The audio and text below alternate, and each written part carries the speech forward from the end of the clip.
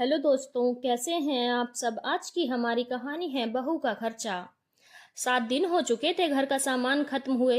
जानवी कब से रोहित से कह रही थी कि मुझे पैसे दे दो ताकि मैं घर का सामान ले आऊं या फिर आप ले आइए, पर वो है कि आज और कल पर ही बात टाले जा रहे थे। रोहित कभी भी जानवी के हाथ में पैसे नहीं देता था। वो या तो खुद सामान लेकर आता था या फिर ऑनलाइन सामान मंगवाता था। सामान भी सिर्फ इतना ही लाता था कि जो 1 महीने से ज्यादा चले ही ना। यहाँ तक कि जानवी को ऑनलाइन शॉपिंग करने की भी इजाजत नहीं थी। कारण सासू माँ को हमेशा यही लगता था कि बहू शॉपिंग के नाम पर बेवजह खर्चा कर देगी, तो इस फिजूल खर्ची को रोकने के लिए अपनी बहू को ही कंट्रोल में कर लो तो ज्यादा बेहतर है। वह घर में रहती है, उसे भला पैसे की क्या जरूरत होगी। बस यही सोचकर वो जानवी के साथ इस तरह व्यवहार करती थी। यहाँ तक कि रोहित को भी कह रखा था कि खर्चा दो तो मेरे हाथ में, जानवी को देने की जरूरत नहीं। बहू को जरूरत होगी तो मुझसे ले लेगी। पर कभी समय न मिल पाने के कारण या और किसी कारण से घर का सामान लाने में देर हो ही जाती थी। सासू माँ कभी भी सामान लेने खुद बाजार नहीं जाती थी। हमेशा यही कहती कि हमारे समय में हमने यह सब कर लिया, अब हमारे आराम के दिन हैं। अक्सर मेहमानों और रिश्तेदारों के सामने शर्मिंदा जानवी को होना पड़ता। रोहित खुद तो ऑफिस में होता था और सासू माँ हर चीज से अपना पल्ला झाड़ लेती थी, पर इस चीज का सामना जानवी को ही करना पड़ता था। इस कारण से अक्सर जानवी को शर्मिंदा होना पड़ता था। अभी 2 महीने पहले की ही बात है। घर पर अचानक से मेहमान आ गए। सासू माँ ने खाना बनाने को कह दिया, बिना यह देखे कि रसोई में सामान है या नहीं। फिर भी उसने जो सामान घर में मौजूद था उसी से रसोई तैयार करके खाना परोस दिया, जिसे देखकर सासू माँ का पारा चढ़ गया। मेहमानों के सामने ही बोली, बहू कुछ ढंग का तो बनाती, यह क्या रोटी सब्जी बना दी, यह तो अपने घर में ही हर कोई खा लेता है। अब इतने लोगों के सामने जानवी क्या जवाब दे कि रसोई में सामान खत्म हो चुका है, घी तेल भी बचा कुचा इस्तेमाल किया है, रसोई के डिब्बे तक खाली पड़े हैं। पर सासू माँ का तो निरंतर बोलना जारी रहा। किसी भी रिश्तेदार या मेहमान के सामने बोलने से सासू माँ को बिल्कुल भी गुरेज नहीं था। अगर रोहित कुछ बोलता तो रोना धोना मचा देती कि मैं तो अकेली हूँ, तेरे पिता होते तब तू भी ऐसे ही बोलता क्या। उसके आगे रोहित भी कुछ नहीं बोल पाता। सबके सामने उन्होंने जानवी की इमेज बना दी थी कि बहू को तो इस घर में किसी मेहमान का आना पसंद ही नहीं है। वह तो निरी कामचोर है, उससे 1 पैसा खर्च नहीं होता, इसलिए मेहमानों की आवभगत भी ढंग से नहीं करती। अब कल की ही बात ले लो, अचानक से बुआ जी और उनकी बहू का आना हो गया। सबके सामने जानवी को की तो वैसे भी इमेज खराब थी। इस कारण बुआ जी अपने साथ नाश्ते में गर्मा गर्म कचौरी समोसे लेकर आई थी, जिसे देखते ही सासू माँ ने टोका, अरे जीजी आप नाश्ता क्यों लेकर आए हैं, वो तो घर पर ही बना लेते या मंगा लेते। कोई बात नहीं भाभी, हम आ रहे थे, रास्ते में गर्मा गर्म बनते हुए देख लिए तो सोचा कि यहाँ के लिए भी लेते हुए चलें, साथ बैठकर ही खाएंगे।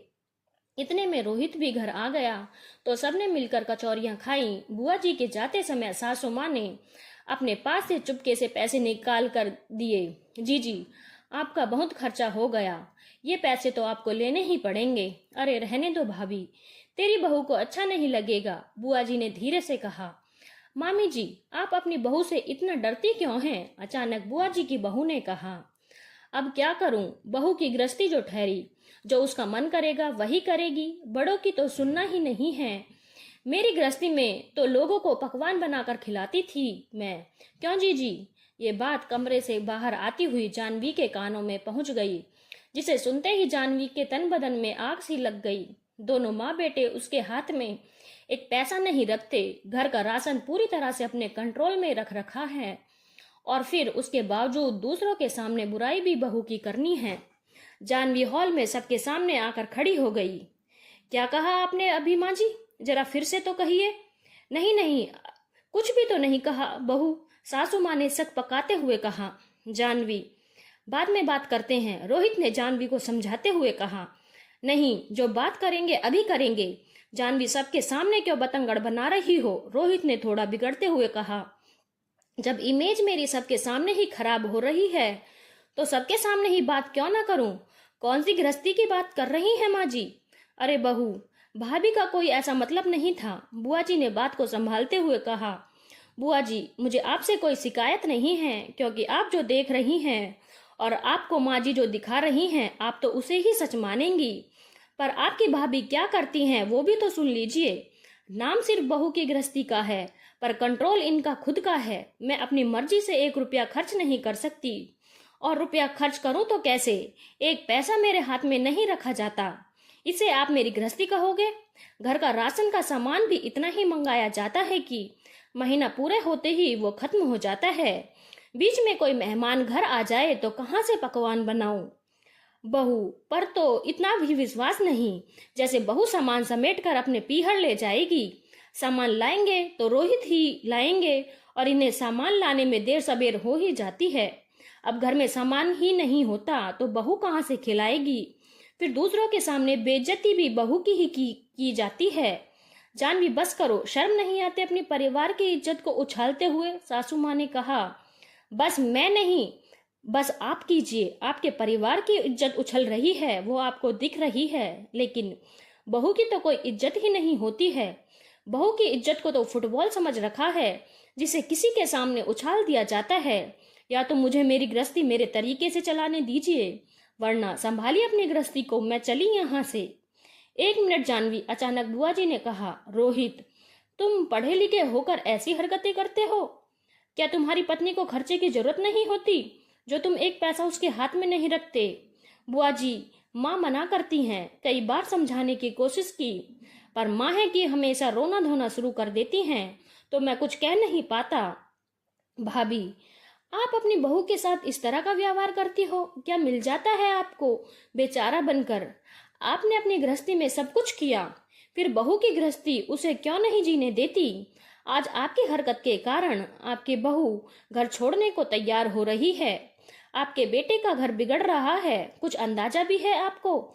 घर में किस समय किस चीज की जरूरत होती है, वह घर में काम करने वाली महिला को ही पता होता है। तो बहू के हाथ में पैसा देना शुरू कर दीजिए। आखिर सासू माँ कुछ कह ना पाई।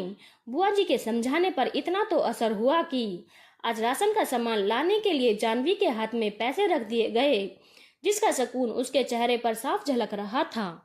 धन्यवाद दोस्तों। अगर आपको कहानी अच्छी लगी हो तो चैनल को लाइक, शेयर और सब्सक्राइब करना ना भूलें।